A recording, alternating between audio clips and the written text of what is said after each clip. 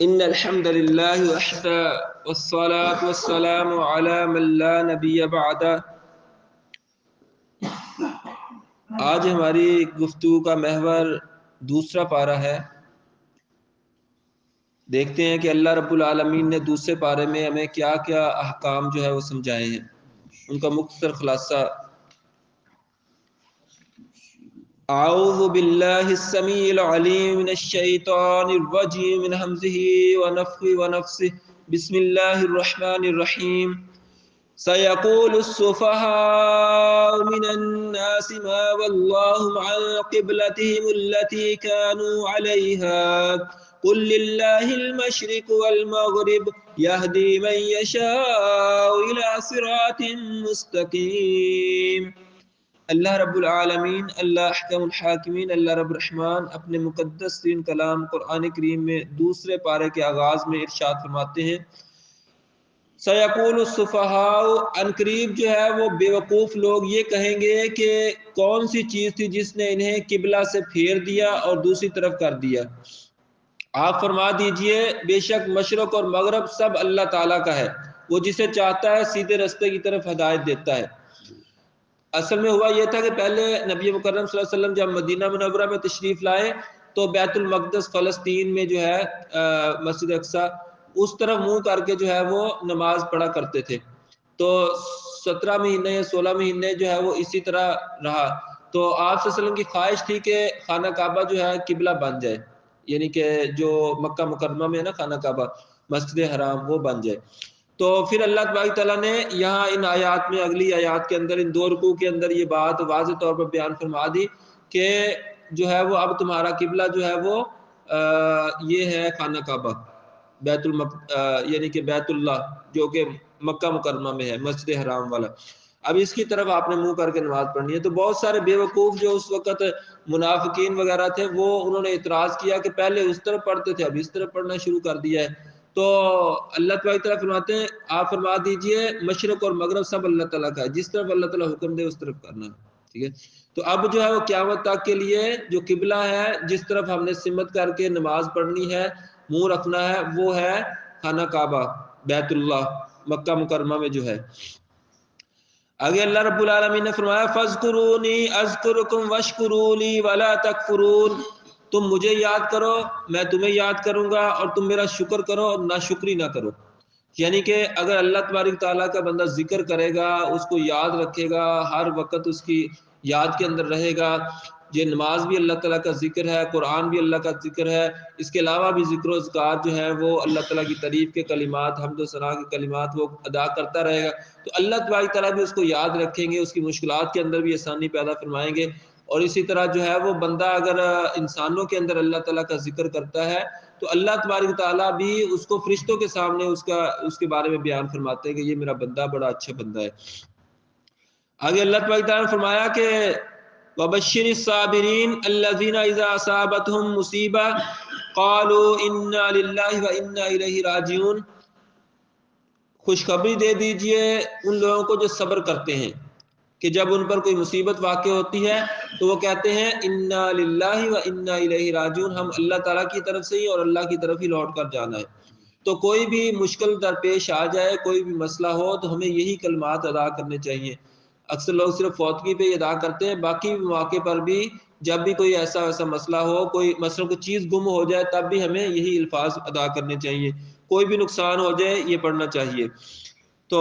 ہمیں یقین بھی رکھنا چاہیے کہ ہم سب اللہ تعالیٰ کی طرف سے ہیں اور اللہ تعالیٰ ہی کی طرف لوٹ کر جانے والے ہیں۔ آگے اللہ رب العالمین فرماتے ہیں وَإِلَٰهُكُمْ إِلَٰهٌ وَاحِدٌ لَا إِلَٰهَ إِلَّا هُوَ الرَّحْمَٰنُ الرَّحِيمُ، تمہارا الہ صرف ایک ہی الہ ہے، تمہارا معبود جس کی تم عبادت کرنی ہے، جس کے سامنے تم نے جھکنا ہے، جس کے سامنے سجدہ کرنا ہے، جس کے نام کی نظر نیاز دینی، جس پر توکل اور بھروسہ رکھنا، جس سے خوف رکھنا ہے، جس سے امید رکھنی ہے، جس سے مدد مانگنی ہے، وہ الہ تمہارا ہے، وہ ایک ہی ہے، لا الہ الا، اس کے علاوہ کوئی اور الہ نہیں ہے، کوئی اور اس کا ساجی، کوئی شریک، کوئی بھی اس کے برابری کرنے والا کوئی بھی نہیں ہے۔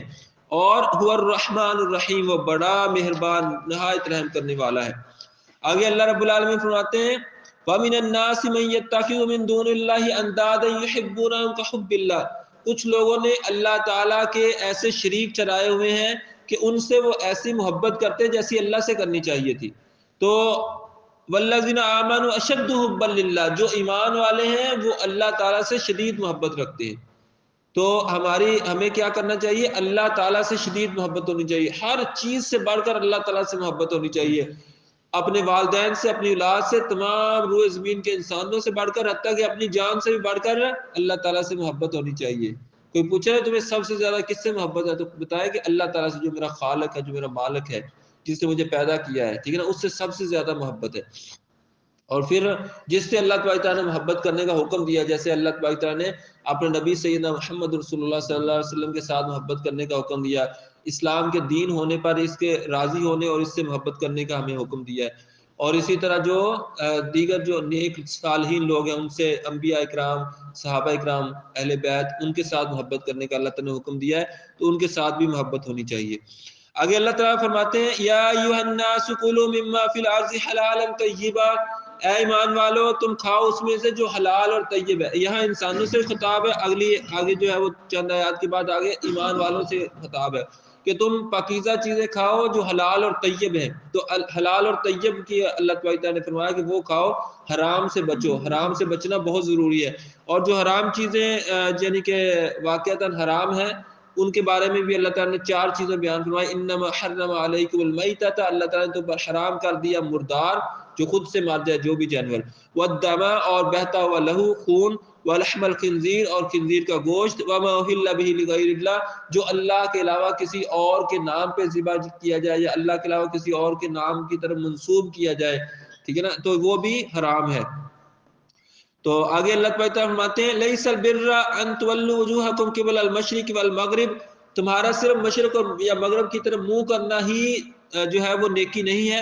بلکہ اصل نیکی کیا ہے؟ من آمن باللہ والیوم الاخر، جو اللہ پر ایمان لائے، یوم آخرت پر ایمان لائے، والکتاب، اللہ تعالیٰ کی تمام کتابوں پر ایمان لائے، والنبیین، اللہ تعالیٰ کے تمام نبیوں پر ایمان لائے، اور وآت المال علی حبہ ذوی القربى والیتامى والمساکین، اور اللہ تعالیٰ کو راضی کرنے کے لیے مال خرچ کرے یتیموں، مسکینوں اور مسافروں پر، اور وسائلین، سوال کرنے والوں پر، اور وفی الرقاب، اور گردنیں آزاد کرانے کے لیے، وَأَقَامَ الصَّلَاةَ وَآتَى الزَّكَاةَ، نماز قائم کرے اور زکوٰۃ ادا کرے، وَالْمُوفُونَ بِعَهْدِهِمْ إِذَا عَاهَدُوا، جب کوئی وعدہ کرے تو اس کو پورا کرے، وَالصَّابِرِينَ فِي الْبَأْسَاءِ وَالضَّرَّاءِ، اور تنگی اور تکلیف کے اندر، مشکلات کے اندر صبر کرے، اور جنگ کے اندر بھی صبر کرے، یعنی کہ ڈٹ کر رہے. اولئک الذین صدقوا، یہی لوگ سچے ہیں، واولئک هم المتقون، یہی لوگ تقوی والے ہیں. اگر بندہ متقی بننا چاہتا ہے، پرہیزگار بننا چاہتا ہے، سچا بننا چاہتا ہے، تو اس کے اندر یہ ساری چیزیں ہونی چاہیے. یہ جو ایمان کی اور جو ہے ارکان ایمان اور ارکان اسلام اس کے اندر بیان ہوئے ہیں، وہ سارے پورے ہونے چاہیے. اللہ تعالیٰ ہمیں اس پر عمل کی توفیق عطا فرمائے. آگے اللہ تعالیٰ فرماتے ہیں یا ایھا الذین آمنوا کتب علیکم الصیام کما کتب علی الذین من قبلکم لعلکم تتقون، اے ایمان والو تم پر ہم نے روزے رکھنا فرض کر دیے ہیں جیسا کہ تم سے پہلے لوگوں پر فرض کیے تھے، تاکہ تم پرہیزگار بن جاؤ، متقی بن جاؤ. تو پرہیزگار اور متقی بننے کے لیے ایک کام یہ بھی ضروری ہے کہ بندہ رمضان المبارک کے پورے مہینے کے روزے رکھے. البتہ اگر کوئی بہت شدید بیمار ہو جائے یا کسی لمبے سفر پر ہو تو وہ جتنے روزے اس سے رہ جائیں گے وہ بعد میں گنتی پوری کرے گا. اسی طرح آگے اللہ تعالیٰ فرماتے ہیں وَلَا تَأْكُلُوا أَمْوَالَكُمْ بَيْنَكُمْ بِالْبَاطِلِ، آپس میں ایک دوسرے کا مال باطل طریقے سے نہ کھاؤ، ٹھیک ہے نا، یعنی کہ ڈاکہ مار کے یا چھین کے یا کسی اور طریقے سے دھوکہ دہی کے ساتھ ایک دوسرے کا مال نہ کھاؤ. وَلَا تُدْلُوا بِهَا إِلَى الْحُكَّامِ، اور نہ ہی اسے حاکموں تک پہنچاؤ، یعنی کہ رشوت کے طور پر.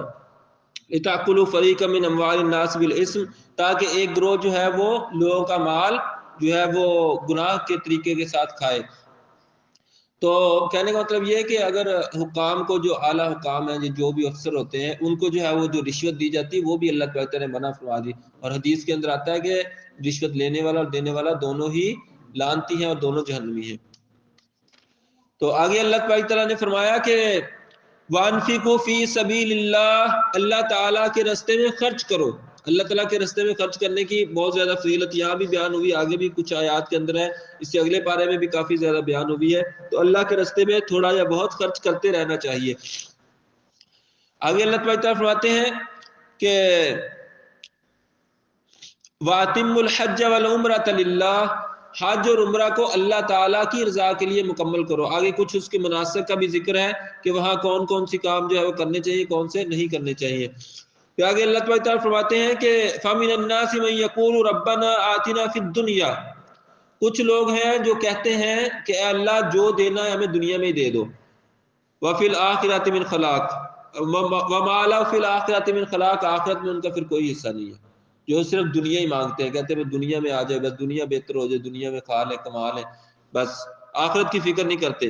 تو ان کے لیے پھر آخرت میں کوئی حصہ نہیں ہے۔ اور دوسری قسم کے وہ لوگ ہیں وَمِنْهُمْ مَن يَقُولُ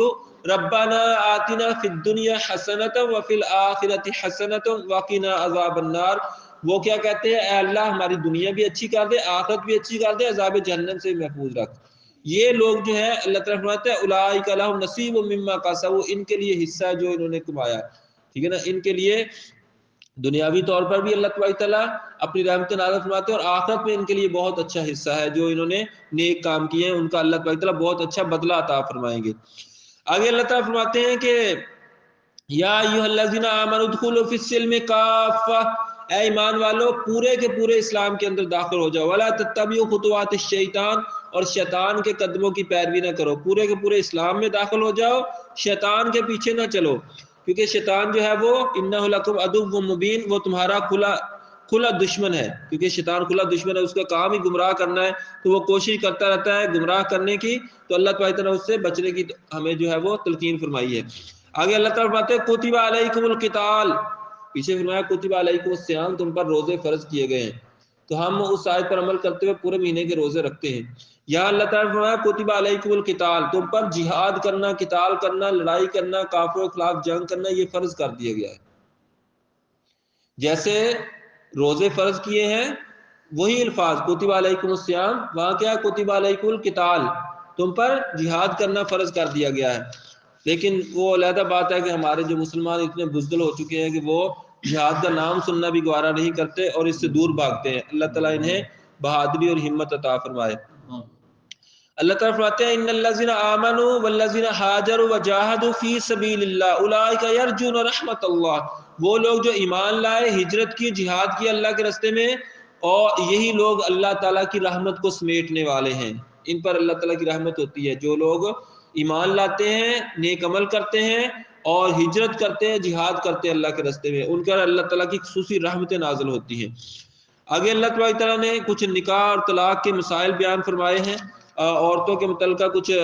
جو ہے وہ، اور ان کے ساتھ جو نکاح کے موقع پر کچھ معاملات ہوتے ہیں، اور جو طلاق کے موقع پر اور جو فوت ہو جائے تو اس حوالے سے عدت وغیرہ کا، وہ اللہ تعالیٰ نے ڈیٹیل سے ذکر یہاں فرمایا 3-4 رکوع کے اندر۔ آگے اللہ تعالیٰ نے فرمایا کہ بنی اسرائیل کا ایک واقعہ بیان فرمایا کہ بنی اسرائیل میں جو ہے انہوں نے کیا کیا کہ ان کو اللہ تعالیٰ نے فرمایا کہ ان اللہ قد بعث لکم طالوت ملکا، اللہ تعالیٰ نے تمہارے اوپر طالوت کو بادشاہ مقرر کیا ہے۔ تو انہوں نے کہا کہ جو وہاں کے سردار لوگ تھے، جو بڑے بڑے چودھری تھے، وہ کہنے لگے ہم کیوں نہیں بادشاہ بن سکتے، ہمیں بننا چاہیے، ہمارے اندر زیادہ اہلیت ہے، ہمارے پاس زیادہ علم ہے، ہمارے پاس جو ہے وہ زیادہ جو ہے نا وہ علم بھی ہے اور دولت بھی ہے۔ تو اللہ تعالیٰ نے فرمایا کہ ان اللہ تعالیٰ جس کو چاہتا ہے وہ بادشاہت عطا فرماتا ہے، ٹھیک ہے نا، واللہ یؤتی ملکہ من یشاء، اللہ تعالیٰ جس کو چاہتا ہے بادشاہت عطا فرماتا ہے۔ تو انہوں نے کہا تھا کہ اللہ ہمارے لیے بادشاہ مقرر کر دے تاکہ ہم اس کے ساتھ مل کر جو ہے وہ کافروں کے خلاف جہاد کر سکیں، تو اللہ تعالیٰ نے طالوت کو بادشاہ مقرر فرمایا۔ اور جو کافروں کا بادشاہ تھا وہ جالوت بادشاہ تھا، ٹھیک ہے نا، وہاں جو کافروں کا اس وقت بادشاہ تھا وہ جالوت تھا، مسلمانوں کے لیے طالوت مقرر کر دیا گیا، تو ان کے ساتھ مل کر مسلمانوں نے اس کے خلاف جہاد کیا، اور سیدنا داؤد علیہ السلام بھی اس وقت اس کی فوج کے اندر شامل تھے، اور داؤد علیہ السلام نے جو ہے وہ کیا کیا، وقاتل داؤد جالوتا، داؤد علیہ السلام نے جالوت کو قتل کر دیا، جو بادشاہ تھا کافروں کا، اس کو قتل کر دیا۔ اور وآتاہ اللہ الملک والحکمہ، اللہ تعالیٰ نے داؤد علیہ السلام کو علم اور حکمت عطا فرمائی، اور جو ہے وہ بادشاہت عطا فرمائی، بعد میں بادشاہ بنے سیدنا داؤد علیہ السلام۔ تو وہ بادشاہ بھی تھے اور اللہ تعالیٰ کے نبی بھی تھے، ان پر اللہ تعالیٰ نے کتاب بھی نازل فرمائی زبور۔ پھر ان کے جو بیٹے تھے سیدنا سلیمان علیہ السلام، وہ بھی اللہ تعالیٰ کے نبی اور بہت بڑے بادشاہ گزرے، بلکہ وہ پوری دنیا پر اللہ تعالیٰ نے کو حکومت عطا فرمائی تھی۔ تو اس پارے کی جو ہے وہ دوسرے پارے کی آخری آیت میں اللہ تعالیٰ فرماتے ہیں تلک آیات اللہ نتلوها علیک بالحق، یہ اللہ تبارک تعالیٰ کی نازل کردہ آیات ہے جو آپ کے سامنے حق بیان کی جاتی ہیں، وَإِنَّكَ لَمِنَ الْمُرْسَلِينَ، اور بے شک آپ صلی اللہ علیہ وسلم اللہ تعالیٰ کے سچے رسولوں میں سے ہیں۔ تو اللہ رب العالمین سے دعا ہے اللہ تبارک تعالیٰ ہمیں یہ جو احکام کچھ میں نے مختصر بیان فرمایا، یہ تو بہت ڈیٹیل کے ساتھ اگر ایک پارے کی تفسیر آپ کے سامنے ہے کہ ہم وہ 3-4 آیات کی تفسیر بیان کرتے تھے 15-20 منٹ لگتے ہیں، تو اگر جو ہے پورے پارے کی جائے تو کئی گھنٹے درکار ہیں، لیکن مختصر سے آپ کے سامنے خلاصہ بیان کیا ہے۔ اللہ رب العالمین ہمیں اس کو سمجھنے، سیکھنے، عمل کرنے اور دوسروں تک پہنچانے کی توفیق عطا فرمائے۔ سبحانک اللہم و بحمدک، اشہد ان لا الہ الا انت، استغفرک و اتوب الیک، وصلی اللہ علیہ وسلم۔